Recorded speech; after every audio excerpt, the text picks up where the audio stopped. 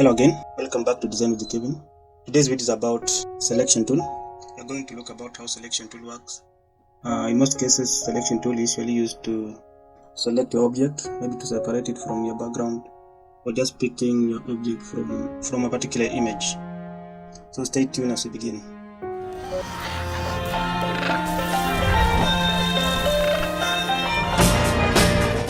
So after opening your Photoshop, you can drag and drop your image in your working area. Image like this one. This is our image. Let's say you want to remove our main subject with this person from that background. So you have to select the subject from the main image. Go to selection tool. Selection tool is here. Press on it. If you long press, you'll see other extra two tools. The first one is object selection tool. The second one is quick selection tool, and the third one is magic wand tool. Let us begin with the quick selection tool. Quick selection tool. When you pick your quick selection tool, go to the subject. You can increase the size of the selection tool. You can increase or reduce. On your subject, press. For our case here, have this person. Let us press on the head.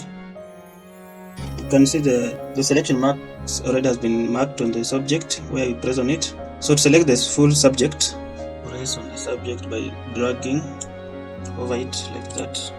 Make sure every part is selected. We press on other areas the selection mark maybe do not touch. From there you can see our selection marks have surrounded the subject. So the next step will be to remove the subject from the main image.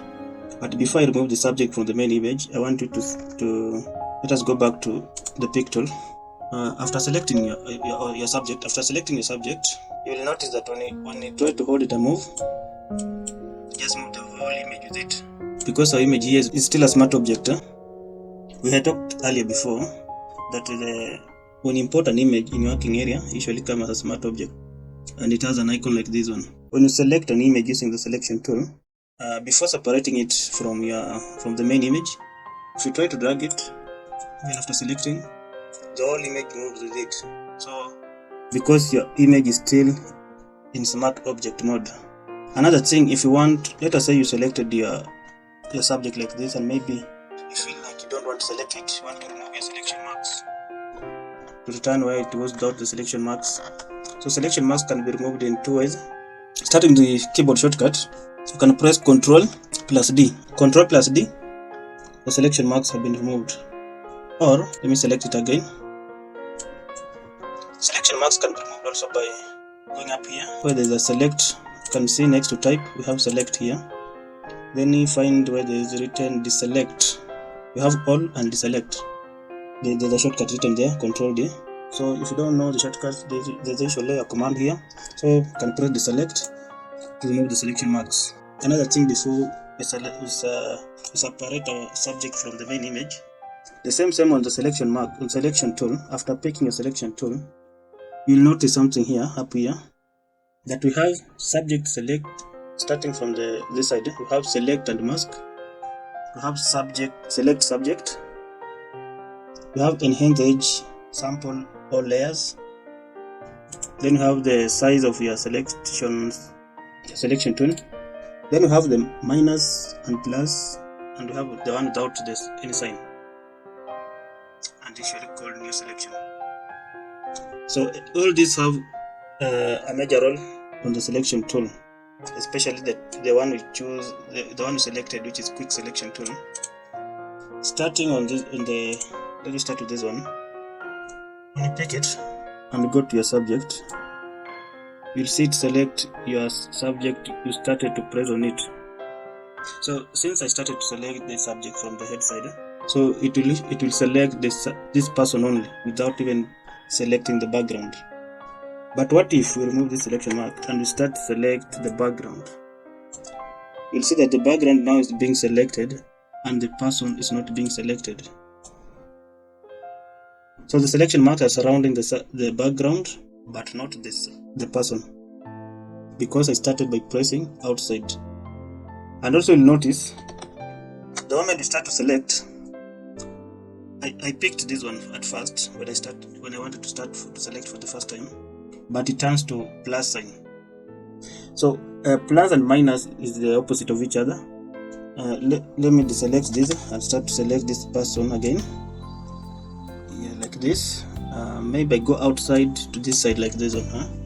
You may find yourself you have selected your subject, but the selection must have gone outside the boundary wanted. So what will you do to reverse this selection part to go back to the edge of this person? You'll go up here, and instead of picking the plus one, select now the one with a negative sign, the minus.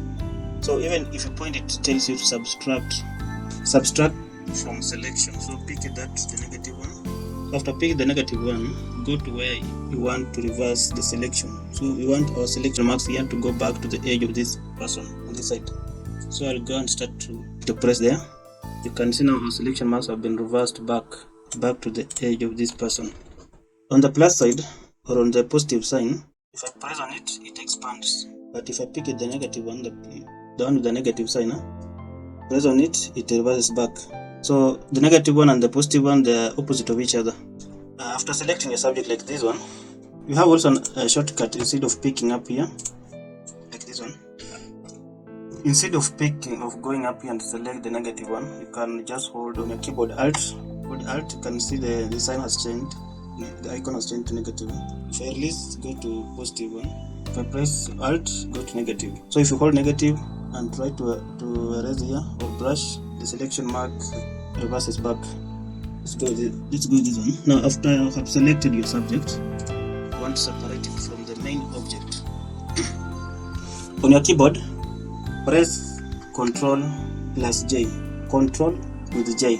Ctrl plus J, like that. You can see now our subject is here, has a new layer. The main image is here. You can hide even the main image and remain our subject, so without the background. Let's hide it again. Let's go back to original image. Again on the same tool of selection tool, quick selection tool. Instead of rushing over your subject for it to be selected, you can simply go up here where is written select subject. Make sure you pick your quick selection tool. Your main image is selected. Then go to select subject. Another reason for using select subject is that you only use select subject if your image has only one object. The background is uniform like this one, and the main object is maybe this person. You can see the background is uniform, is one color. So if you press select subject, it means this person is the subject. So let's go and press select subject. It will load depending the speed of your machine. Like that, you can see now it selected your image with no error at all. This one is perfect. Instead, it's better than the one you used to brush manually. From there again, you can separate from the background by pressing Ctrl plus J. Ctrl J. You get your subject without the background. That's the basic way of using quick selection tool. After picking it, make sure you have increase the size you want to use depending on your image. And just go and select your main subject that you want to separate from your background, from the background. Let's hide all this again. Let's go back to the main image. Let's delete all.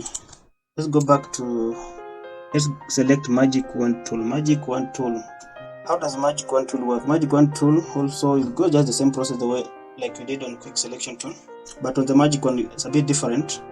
If you can remember, we learned about Magic Eraser tool. Magic Eraser tool, it behaves like you press on the background and it gets removed automatically. But this is now Magic Wand tool.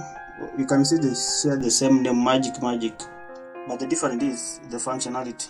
The other one was for erasing, but this one is for selecting.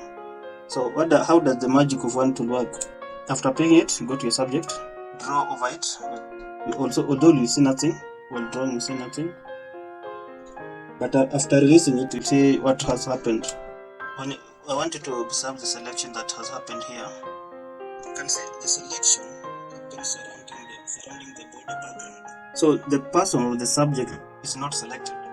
If you want to know if the subject has been selected or not, the selection mark usually surround the subject. But this one, selection mark did not go around the subject. But after reaching at this corner, you can see the selection mark turn to this side and surround the border all over it. The person was not selected rather than this, but the background was selected. But we want our person to be selected instead of selecting the background. Let us remove the selection marks, Ctrl D. Go back again to your subject. You can see when you press here. Now this is the weakness, or this is the negative part of using Magic Wand tool. It behaves as if you're selecting only one color. As you can see, when I'm pressing this subject to be selected, it only selects the section I press on it. Instead of selecting the whole hand, you can see it selected only particular area of the hand, especially where it looks bright, but on the dark area it was not selected. If I go again to try to select on the cloth side, like here, you can see it's not selecting the whole cloth. Then after selecting that area, it releases on the last area it had selected on the hand part. Try to select on this border or on this card, you can see it releases on the cloth and go back to select that board. That's the negative part of using the Magic Wand tool. It only needs a one uniform color. That's why when we go to our background and try to select like this, it selects uniformly because the color is one, blue, sky blue full. That's the negative part of using Magic Wand tool. Again, you can observe up here we have the same command as it was on quick selection tool. We still have select subject, select and mask. Although all this we'll learn later as we'll be doing more designs and more designs, you'll understand more. But as a beginner, for you to understand all this tool, at least you can touch one item after the other. That's for today, guys. I hope you have learned something. Always make sure you subscribe, like, turn on notification button for you to be alerted when I upload the next tutorial. Thank you for watching.